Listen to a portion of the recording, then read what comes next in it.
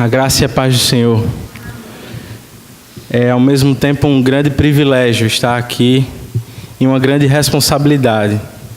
Embora sempre diante da igreja, hoje eu me vejo com uma responsabilidade ou com uma tarefa diferente.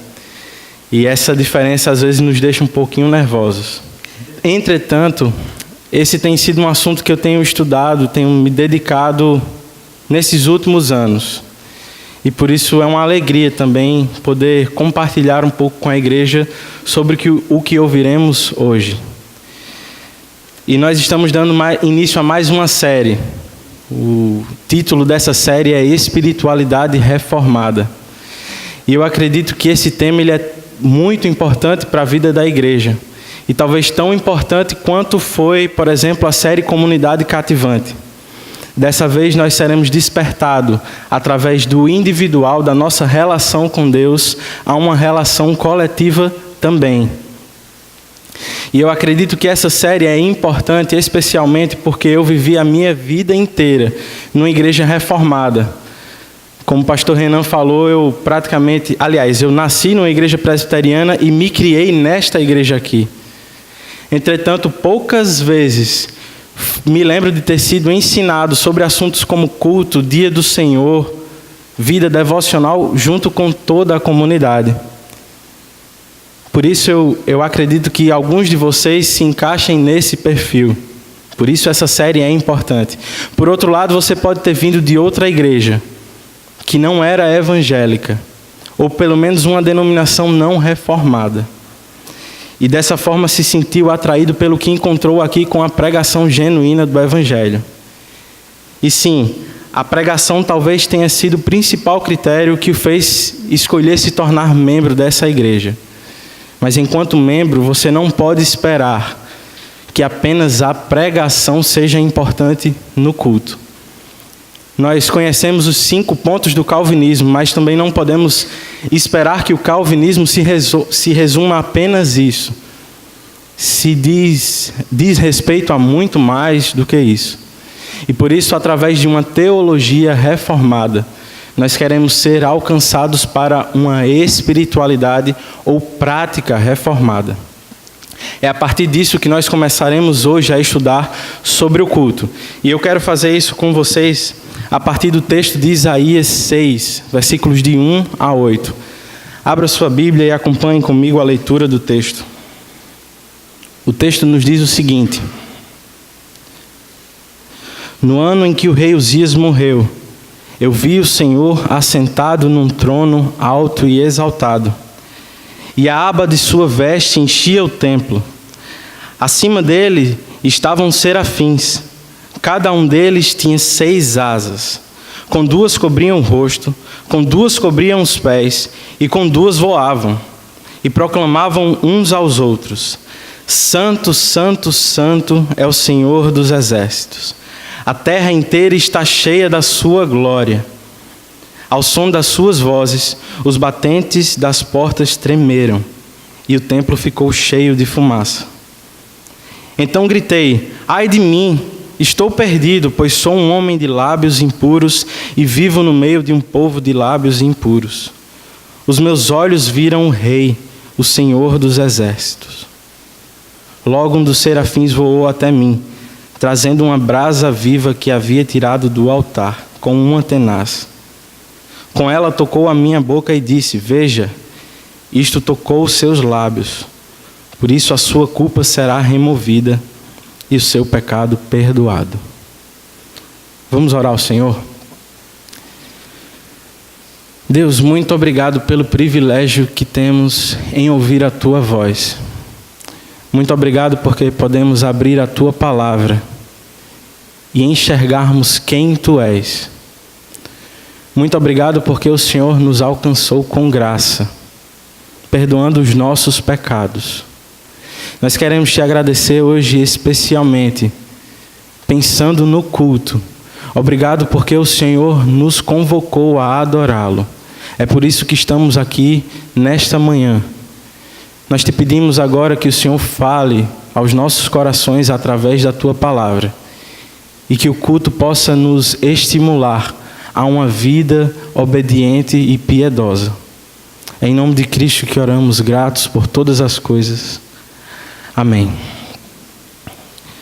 Meus irmãos, a partir desse texto eu preciso dizer ou esclarecer que ele não está falando inicialmente, ou pelo menos explicitamente, sobre o culto. Ele fala sobre a convocação ou chamado do profeta Isaías. Entretanto, se nós cavarmos mais fundo, nós nos depararemos com o rei Uzias, citado no início do primeiro verso. E esse rei Uzias nos aponta para 2 Crônicas 26. Você não precisa abrir a sua Bíblia, mas esse texto nos diz que o rei Uzias começou bem o reinado de Judá. O texto diz que ele fez o que o Senhor aprova, buscou a Deus e enquanto fez isso, o Senhor o fez prosperar, dando a ele fama e poder. Nós observamos isso nos versos 4, 5 e 8. Você pode anotar esse texto e refletir sobre ele hoje, no dia do Senhor. Entretanto, nós nos deparamos com o versículo 16, que muda a cena da história. Esse versículo nos diz: entretanto, depois que Uzias se tornou poderoso, o seu orgulho provocou a sua queda. Ele foi infiel ao Senhor, o seu Deus, e entrou no templo do Senhor para queimar incenso no altar do incenso. E talvez aqui numa leitura rápida, você pense, onde é que está o problema? Afinal de contas, ele foi queimar incenso no altar do incenso. Não parece que tem nenhum problema. Meus irmãos, o grande problema é que ele foi ao lugar correto, mas não era a pessoa correta. No templo do Senhor, prevaleciam as ordenanças do Senhor quanto às cerimônias de culto. E elas diziam que o sacerdote que era responsável por tal tarefa. Sendo assim, o rei Uzias é ferido com lepra por Deus.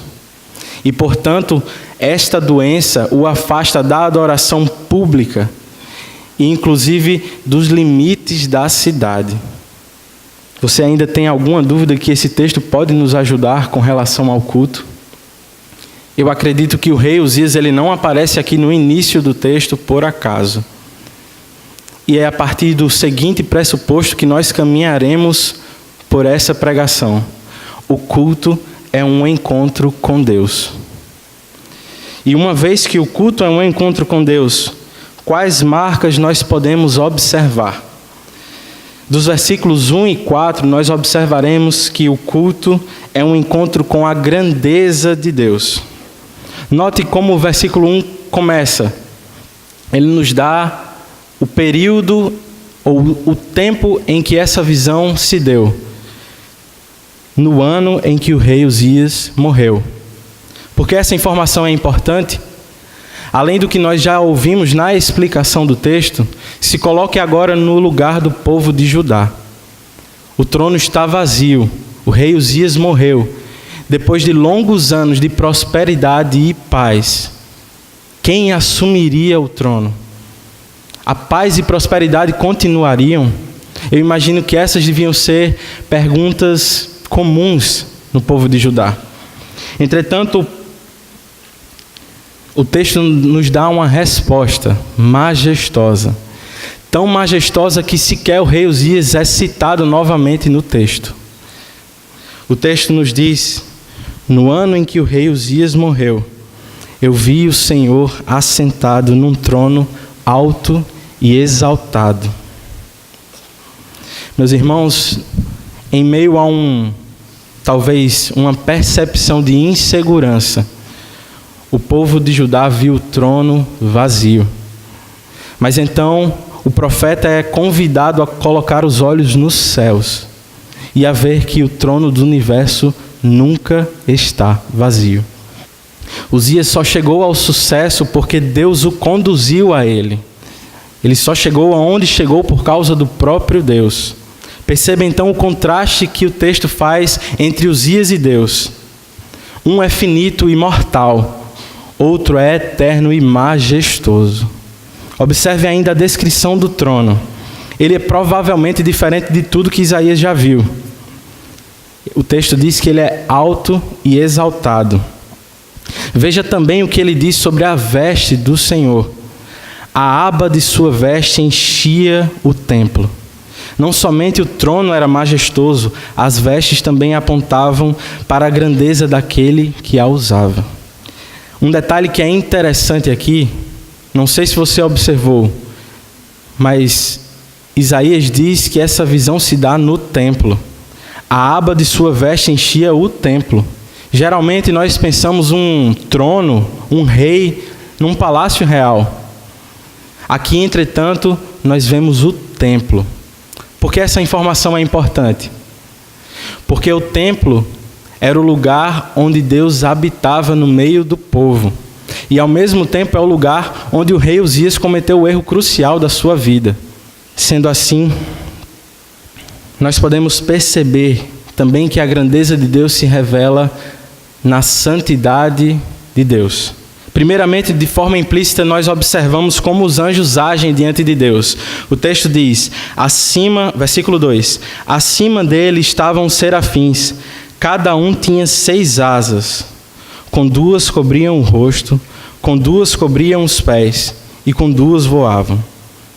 Os seres responsáveis pela adoração celestial se comportam de forma cuidadosa diante de Deus, pois a pureza dele é tão grande que exige esse cuidado.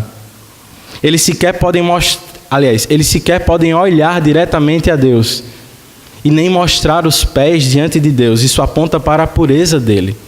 Mas veja a continuação do texto.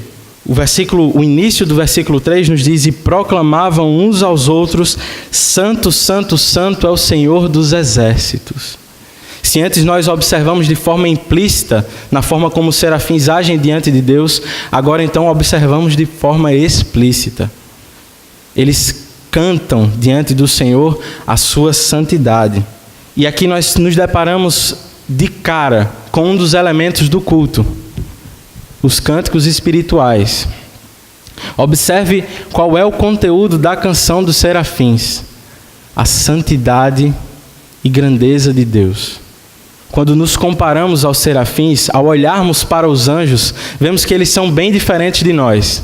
Eles têm asas, voam, não saem da presença de Deus.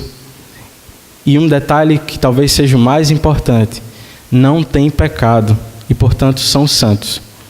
E talvez ao olharmos para esses seres, nós enxerguemos uma grande diferença entre nós e eles. E talvez isso nos faça pensar que eles estão bem próximos de Deus. Mas se lembre, eles são criaturas criadas.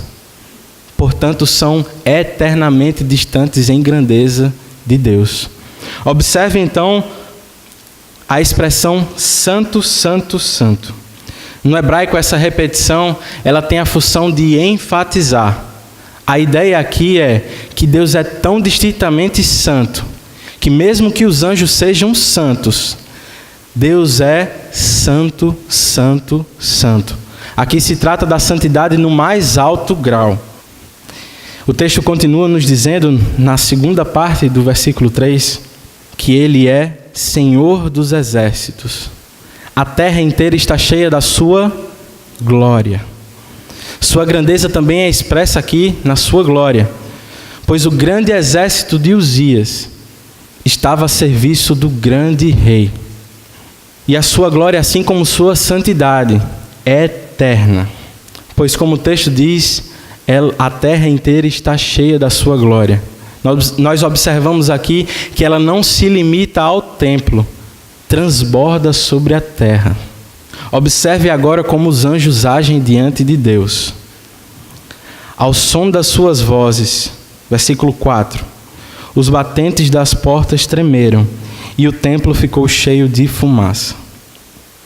2 coisas são importantes aqui.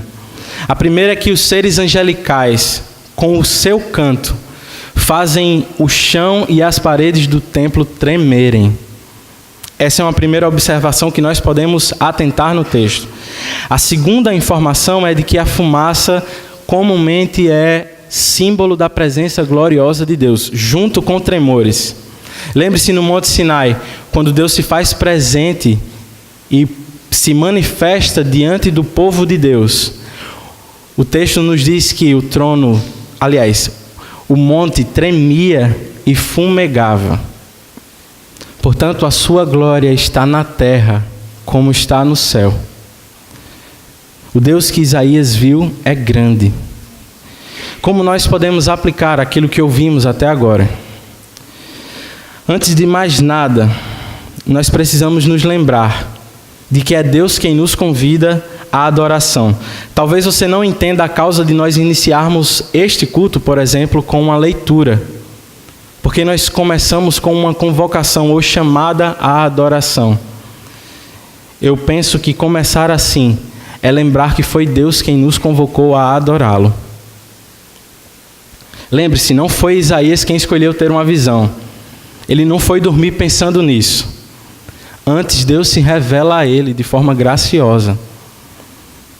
É por isso que fazemos isso.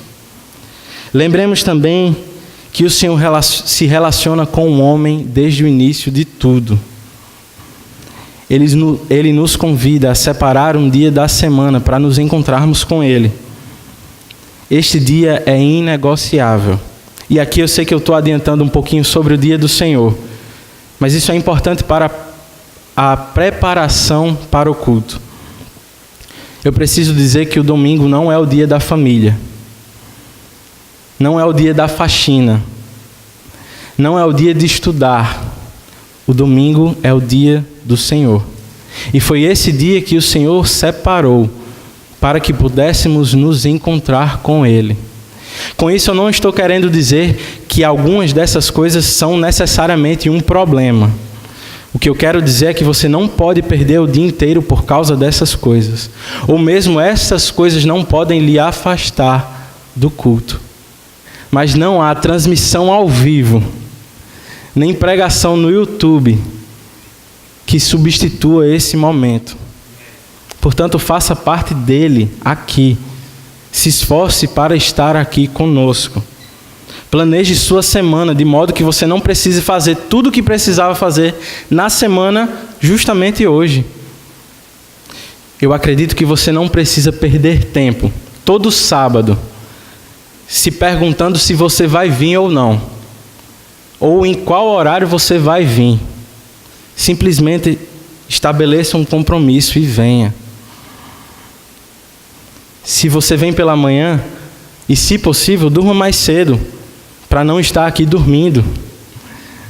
Participe de todos os momentos ativamente.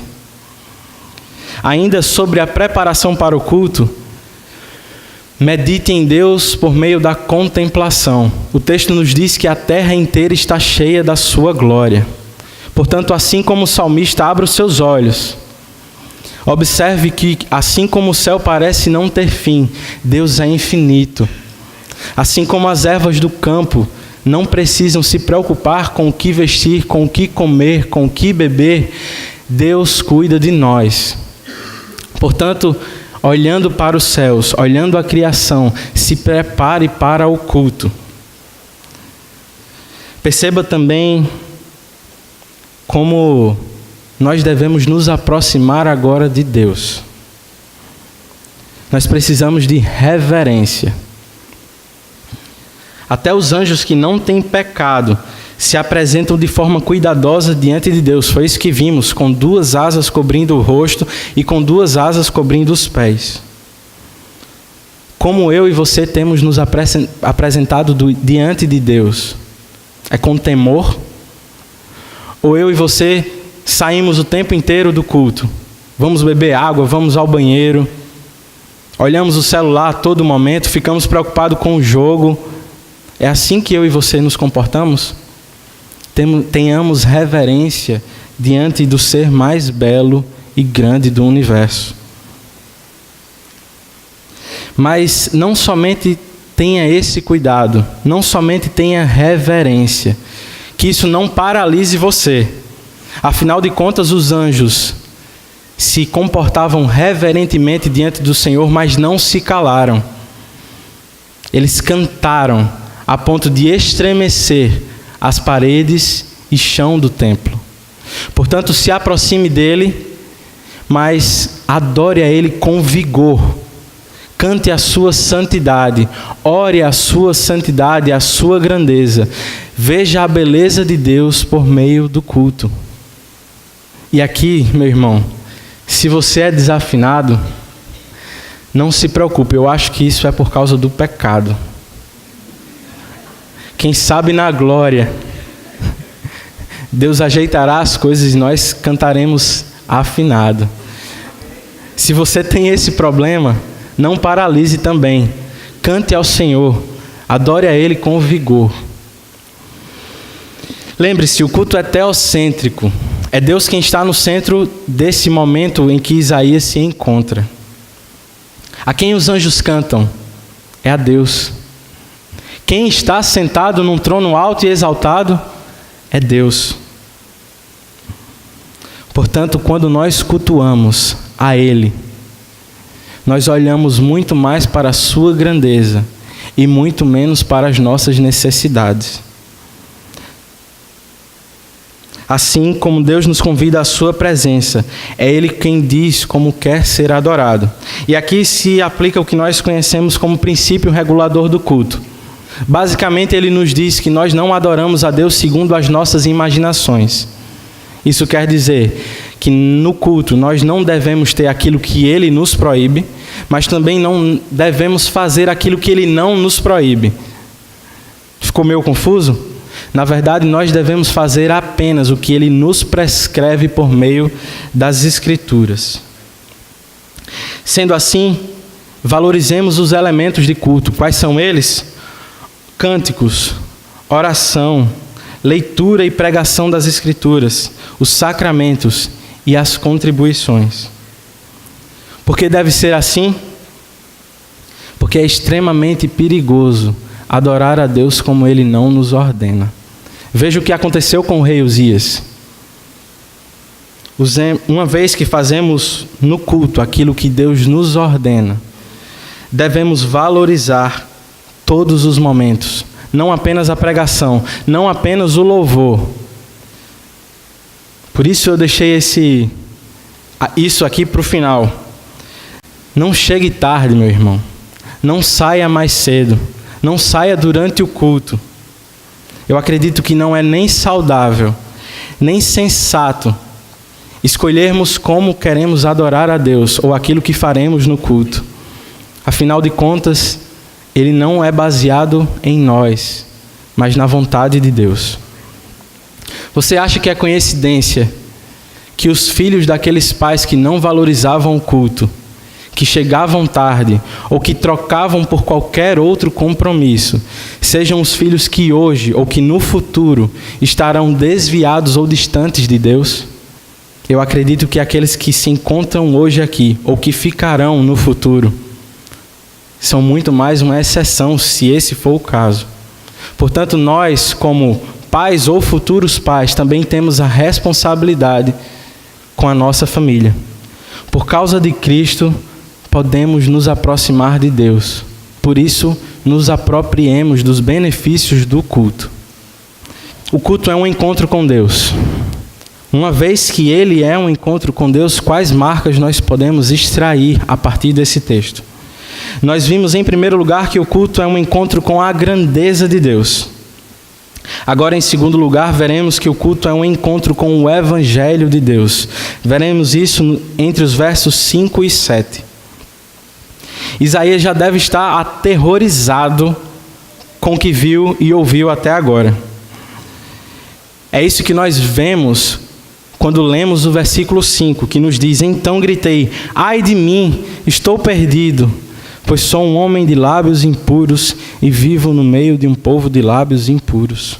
Os meus olhos viram o Rei, o Senhor dos Exércitos. Ao ler aqui, você não pode ler como se fosse um simples ai de mim. Não é isso. Isaías aqui está desesperado. Capture então o desespero de Isaías. Porque ele se sente assim, ele se vê face a face com a morte. E sabe qual é a causa disso? O seu pecado. Ele tem plena consciência de que está eternamente separado de Deus.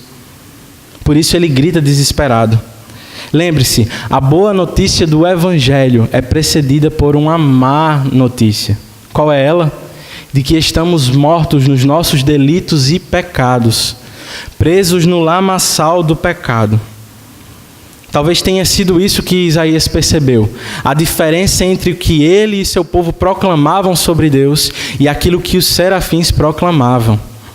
Talvez pode ter sido outro problema, pode ter sido o culto. Por exemplo, o rei Uzias. Nós não sabemos ao certo.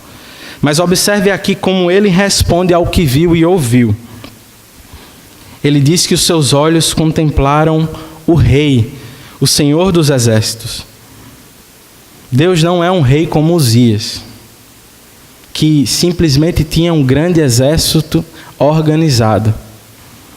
Se trata aqui do rei, que é Senhor dos exércitos. Aqui, agora, nós encontramos uma espécie de oração de confissão de Isaías. Ele não somente confessa os seus pecados, mas também os pecados do seu povo. Entretanto, note que em nenhum momento ele busca por purificação e perdão. Me parece que Isaías é reformado. Observe então a beleza do Evangelho. Logo um dos serafins voou até mim. Versículo 6. Trazendo uma brasa viva que havia tirado do altar com uma tenaz. Com ela tocou a minha boca e disse: veja, isto tocou os seus lábios, por isso a sua culpa será removida e o seu pecado perdoado. Meus irmãos, que maravilha! É perceber que é Deus quem vem ao nosso encontro para nos perdoar. Isaías sabe que não poderia fazer nada. Ele não poderia construir uma escada para subir até o templo, se ajoelhar diante de Deus, fazer uma... Não! Ele percebe que não pode fazer nada. Só resta a ele esperar e morrer. Mas Deus demonstra o seu amor, a sua graça, providenciando o meio para a purificação de Isaías. Se observarmos atentamente, lembraremos que o perdão não se dá sem derramamento de sangue. Entretanto, aqui nós não vemos derramamento de sangue, pelo menos não explicitamente. Como é que o perdão se dá então aqui? Eu acredito que não foi a brasa, nem a temperatura da brasa, muito menos o serafim que purificou a Isaías. Se fosse assim, no primeiro instante no qual ele viu a Deus, ele teria sido fulminado. Mas você nota que ele permanece até aqui? Ao meu ver, Isaías é apontado através da brasa para o cordeiro que foi sacrificado ou que seria sacrificado. E o cordeiro para o qual todos os outros cordeiros apontavam. A brasa viva é tirada do altar, ele é levado a olhar para ele. Então o que significa a brasa aqui? Eu penso que ela se parece muito mais com um sacramento, um símbolo da purificação de Isaías. Como ouvimos mês após mês, e como ouviremos dentro de alguns instantes, os sacramentos, especificamente a Santa Ceia, são uma foto do Evangelho, um símbolo da purificação, do modo como Deus nos alcançou. E Isaías, ao se deparar com este símbolo, com certeza não se esqueceu mais do que aconteceu com ele. Vemos também, além do encontro com o Evangelho através do sacramento, vemos também o encontro com o Evangelho por meio da pregação. Veja a explicação do serafim, no versículo 7. Veja, isto tocou os seus lábios, por isso a sua culpa será removida e o seu pecado será perdoado. Não há mensagem mais preciosa do que o Evangelho. Veja, o Senhor não nos feriu com lepra, Ele não nos fulminou, Ele não nos expulsou da sua presença. Ele nos purificou com graça e misericórdia. Como podemos nos apropriar do que ouvimos? Se o encontro com a grandeza de Deus necessita de uma aproximação reverente, o encontro com o Evangelho de Deus exige uma aproximação quebrantada e humilde. Ao olharmos para o texto de Tiago 4, versículos de 8 a 10, o texto nos diz que nós devemos nos aproximar de Deus, purificar as nossas mãos, o nosso coração. Então que os versículos 9 e 10 nos dizem: entristeçam-se, lamentem e chorem. Troquem o riso por lamento e a alegria por tristeza. Humilhem-se diante do Senhor e Ele os exaltará. Há algum espaço para celebração no culto, meus irmãos. Mas nós precisamos de equilíbrio, de modo que também haja espaço para quebrantamento. Observe também a simplicidade desse encontro até aqui. Toda a atenção, beleza, glória e majestade estão apontadas para Deus. O trono, as vestes, o canto dos serafins. Mas mesmo a ministração do que eu chamei de sacramento, a brasa viva, é feita de modo simples. Eu sei que no Antigo Testamento não era assim. Era tudo muito mais complexo. Entretanto, no Novo Testamento, o que era externamente mais visível, agora internamente é mais eficaz e pleno. Então, por meio desse exemplo, dessa herança neotestamentária, nós baseamos o nosso culto em simplicidade. Uma vez que fomos remidos pelo sangue de Cristo, temos também o benefício da oração, meus irmãos. Você já deve ter percebido que toda vez, no final dos cânticos, nós temos uma oração de confissão. Esse é um benefício do Evangelho. Como povo pactual de Deus, Ele nos dá a promessa de que se confessarmos os nossos pecados, Ele é fiel e justo para nos perdoar os pecados e nos purificar de toda injustiça. É isso que 1 João 9 nos diz. Outra aplicação que podemos fazer aqui é que a pregação ela deve ser centrada no Evangelho de Deus. Não há coaching, psicologia, autoajuda que possa substituir o Evangelho. Nós pregamos a Cristo e Ele nos é suficiente. Deus não nos abandona, meus irmãos, no nosso desespero pelo pecado e condenação. Com graça, Ele nos oferece o Evangelho por meio dos sacramentos e da pregação. Nos apropriemos destes benefícios. A lei apontava para o caráter perfeito e santo de Deus. É com isso que Isaías se depara ao ver Deus assentado no trono. Como nos diz o texto de Romanos 5, 20 e 21. A lei foi introduzida para que a transgressão fosse ressaltada. Já parou para pensar nisso? Nós temos a lei para que o nosso pecado seja descortinado. É isso que nós percebemos quando olhamos para o caráter santo e perfeito de Deus. Porém, o texto ele não para aqui. Ele nos diz: mas onde aumentou o pecado, transbordou ou superabundou a graça, a fim de que assim como o pecado reinou na morte, também a graça reine pela justiça para conceder vida eterna mediante Jesus Cristo, nosso Senhor. Assim como a visão de um Deus perfeito apontou Isaías para a brasa tirada do altar, a lei nos aponta para o Cordeiro de Deus, de modo que por meio de Cristo temos justiça e vida eterna. Entretanto, quando nós ouvimos vida eterna, geralmente nós paramos nela. Ainda assim, ela não é o melhor que temos de Deus. Como nos diz Romanos 5:1, tendo sido, pois, justificados pela fé, temos paz com Deus por nosso Senhor Jesus Cristo. O que seria do culto sem Deus? O que seria do céu sem Deus? Não há benefício sem Ele. Por causa de Cristo temos paz. Poderemos adorá-lo eternamente, sem precisar sair da sua presença. O culto é um encontro com Deus.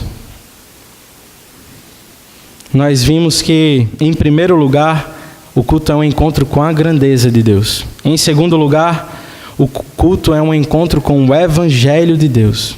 Agora, em terceiro e último lugar, veremos que o culto é um encontro com a missão de Deus.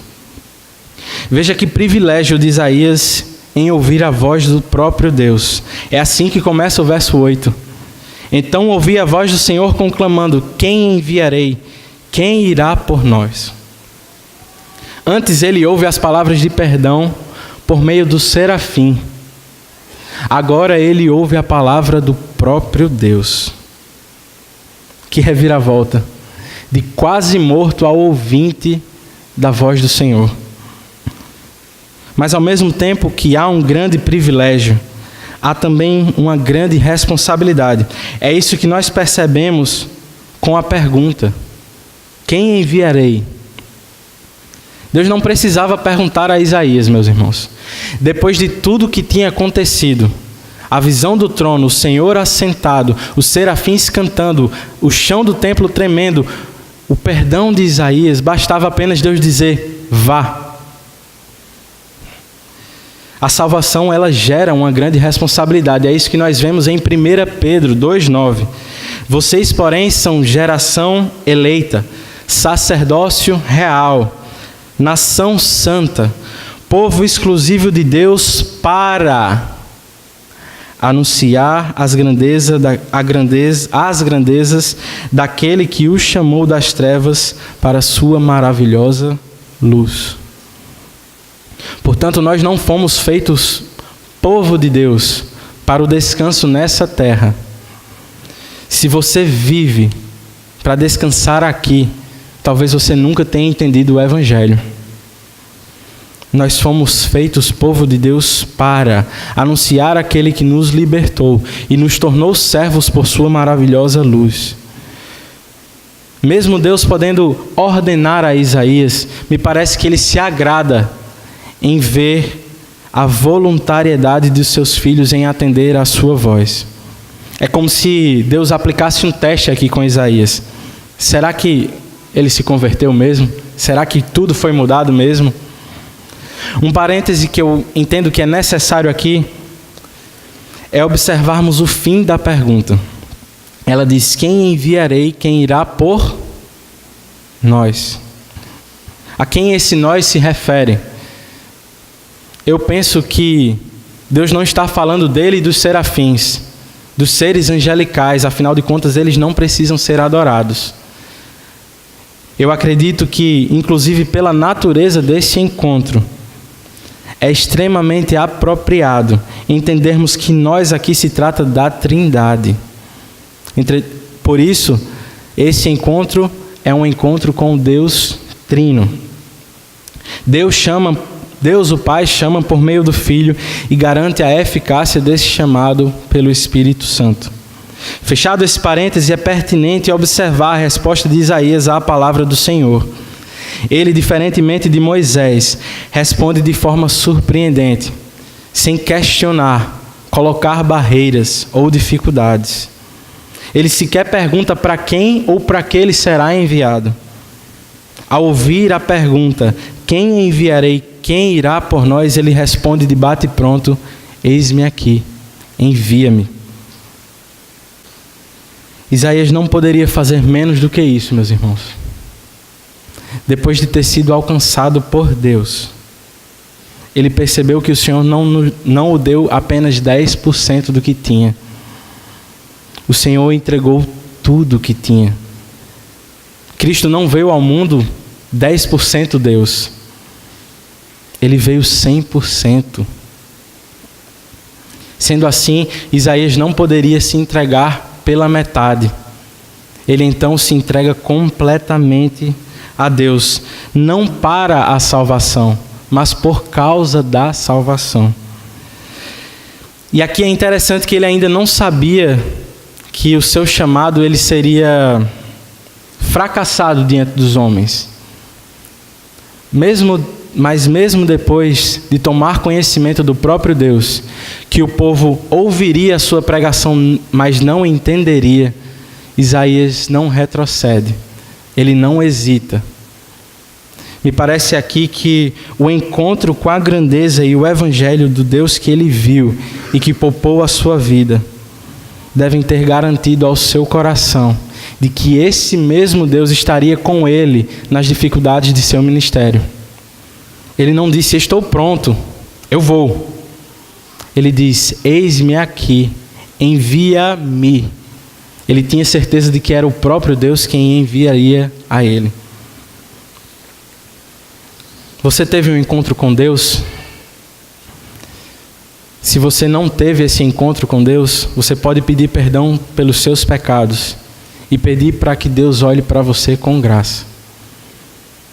Mas se você teve esse encontro com Deus, como tem encarado a sua missão? Nós deveríamos responder como Isaías, com disposição para servir a Deus. Pois quando fomos alcançados de forma privilegiada, fomos poupados da morte eterna. Sendo assim, fomos também chamados a uma missão, a de pregar por todo o mundo e fazer discípulos. Esta não é uma tarefa apenas de missionários profissionais. Não é tarefa apenas de Felipe e Carol, que vivem exclusivamente para isso. Lembre-se, o seu trabalho é um campo missionário. A sua família e os seus amigos devem ser alvo do Evangelho. Eu não sei ao certo o que você vivenciou em outras igrejas ou mesmo aqui, mas você foi dotado de talentos e dons. E nesse caso eu não estou falando apenas de pregação e música. É o que geralmente a gente pensa em envolvimento ministerial. Há tantas outras formas de servir e edificar a sua igreja. Quem sabe você tem o dom da hospitalidade. Por que não, então, receber pessoas na sua casa para discipular, orar e, quem sabe, conversar em meio a uma refeição? E aqui eu falo de hospitalidade porque talvez esse seja um dos dons mais esquecidos. Mas aplique a outros dons. Talvez você possa servir aos seus irmãos, à sua comunidade, com a sua formação, com o seu emprego. Então faça isso. O seu trabalho também é santo. Deus nos alcançou 100%. Por isso nós devemos devolver a nossa vida a Deus inteiramente. Isso não envolve apenas dons e talentos. Envolve também contribuição financeira. Portanto, eu queria estimular você a contribuir com a sua igreja local. Nós não somos a igreja da televisão, não somos a igreja do rádio. Se você tem condição de contribuir com um pouco mais, contribua. Se você é um jovem que está desempregado e que apenas estuda, em alguns casos você sai para lanchar com seus amigos. Você vai ao cinema. Você anda até de Uber. Por que então você não pode contribuir segundo as suas possibilidades com a sua igreja? Envolva-se contribuindo. Como João Vitor disse semana passada, existem missionários que estão no campo e que precisam de manutenção e segurança financeira. Nós precisamos apoiar o trabalho deles. Mas há também pastores e funcionários que servem você aqui. Portanto, se envolva não apenas fora da igreja, mas também com ela, para que o evangelho se espalhe também aqui. Meus irmãos, a missão ela começa com a adoração. Você percebe isso no texto de Isaías? Eu penso que ao menos ela é um desdobramento, a missão, um desdobramento da adoração. Nós não adoramos apenas ao Pai, não adoramos apenas ao Filho. É comum você ouvir que o nosso culto ele deve ser cristocêntrico, que as nossas palavras devem ser cristocêntricas. Entretanto, isso não pode dar a ideia de que nós adoramos apenas a pessoa de Cristo. Como vimos, Isaías se encontra com o Deus Trino. Por isso, nós adoramos também ao Deus Trino. Eu penso que quanto mais você se encontrar com Deus, mais conhecerá dele e menos hesitará na sua missão. Quem sabe você pode participar das escolas bíblicas, do culto de oração, de um pequeno grupo. Eu sei, o Senhor nos ordenou que estivéssemos aqui semanalmente. O domingo é um dia que nós entendemos que o Senhor nos ordenou.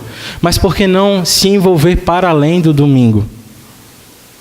Dediquemo-nos ao conhecimento da palavra, pois é essencialmente nela que nós encontramos aquilo que precisamos saber para a nossa missão. A igreja pode nos ajudar a aprender mais dele. Hebreus 10 nos diz que, remidos pelo sangue de Cristo, podemos nos aproximar de Deus e, como consequência dessa aproximação, o versículo 25 nos diz: não deixemos de reunir-nos como igreja, como costume de alguns, mas encorajemo-nos uns aos outros, ainda mais quando vocês veem que se aproxima o dia. Nós não somos salvos porque congregamos, mas porque fomos salvos, congregamos. Creio que também podemos concluir que existem evidências de um verdadeiro encontro com Deus. É impossível receber o impacto do Evangelho e continuar o mesmo. Os apóstolos foram desafiados a calar a mensagem de Cristo e receberam a promessa de que, se continuassem, poderiam perder a liberdade, quem sabe a própria vida.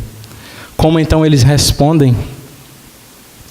Atos 4, versículos 19 e 20 nos dizem: julguem os senhores mesmo, se é justo aos olhos de Deus obedecer aos senhores e não a Deus, pois não podemos deixar de falar daquilo que vimos e ouvimos. Como podemos ter contemplado o Cordeiro de Deus, Cristo Jesus, que se entregou no nosso lugar, e calar os nossos lábios diante dos perdidos? Que a grandeza de Deus não nos deixe paralisados. Que nós possamos nos lembrar daqueles que não conhecem o Evangelho, pois aquele que nos chamou de forma soberana também é poderoso para garantir que a sua mensagem produza os efeitos que Ele quer. É por isso que eu aceitei o desafio de estar aqui hoje pela manhã. Se não fosse isso, eu teria corrido na primeira indireta do pastor. Mas nós recebemos a promessa de que Ele, o Rei da Glória, estará conosco todos os dias da nossa vida. Portanto, descanse no Senhor e encare a sua missão. Concluindo, Deus nos criou para termos um relacionamento com Ele. Foi assim com Adão no início de tudo. Mas por causa do pecado, essa relação foi quebrada e o homem expulso do jardim. Deus então, por graça e de forma livre, retoma esse encontro por meio do culto.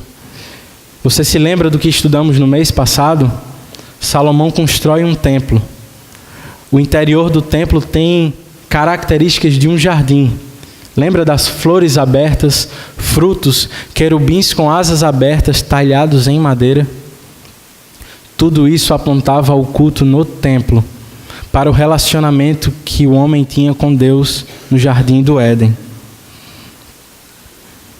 Porém, assim como aconteceu com Adão, o rei Uzias teve um encontro mal sucedido com Deus. Ao ser tomado por orgulho e desejar fazer o que o Senhor não permitia no templo, ele quebrou os termos contratuais desse relacionamento com o Senhor e foi ferido com lepra. Por isso, afastado da adoração. Ele permanece com a lepra até o final da sua vida. E 2 Crônicas 26 nos diz que, ao ser enterrado, foi enterrado perto dos seus antepassados e não como era costume.